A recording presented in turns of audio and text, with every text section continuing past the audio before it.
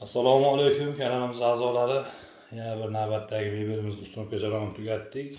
Bu mebelni Buloqboshi tumani Neftpromga ustunovka qildik. Mebelimizni общий razmeri 2.45 ga, u yog'i 2.80 holatda bo'ldi. Xo'sh, antrastga kremper akrellarda bo'lgan 2 million 100 ming so'mga pagana metri. Общий holatda 9 million 400 ming so'mga ustunovka bo'ldi. Mebelni ichida mo'ka semitsitel sushilkasi, patnusi, tasha, ana sochiqlarning turbalari bo'lgan. Gaz, anaqalar bichishkalar uyda gazdan. Bu yoqlarni ham orqalarini urab ketilgan. Mikronovka joy, hammasida polkalari bor. Vakuum rolilarimiz LCD firmani shandillarida bo'lgan. Gaz tagida o'p yoshadigan bo'lgan bichishga. Xo'sh, burchagimiz bu holatda, tagi burchagi bu holatda bo'lgan.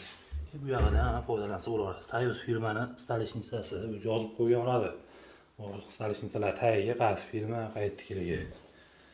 Xo'sh, mo'ka, turuvchi mo'ka, semitsitel setkasi bor, gildi ishlari bor. Tepasi ardonlik sushilkasi bor. Sochiqlardan turma ilmalari bilan bor. Xo'sh, bu yoqqa tashasini qo'yib qo'yamiz. Kafel mebel ichida bo'lgan. Xolodilnikni tepasi. Xo'sh, xolodilnik 100% to'liq holatda chiqarilmaydi. Xolodilnikni bo'yiga qarab chiqaramiz. Xolodilnikning ichi xo'sh, buni tagimizdan ko'ra ham kattaroq bo'ladi. Yana oldiga o'sib chiqadi har doimgidek. Xo'sh, nikellar qo'yilgan, alyuminlar qo'yilgan. Bularni bunday germetiklar qo'yiladi. Alyuminlari ham. Plyuslar qo'yilgan bunday. Xo'sh, kimga shunday xizmatlar kerak bo'lsa, ekranlarda ko'ringan raqamlarga ustunovka aloqaga chiqarasizlar.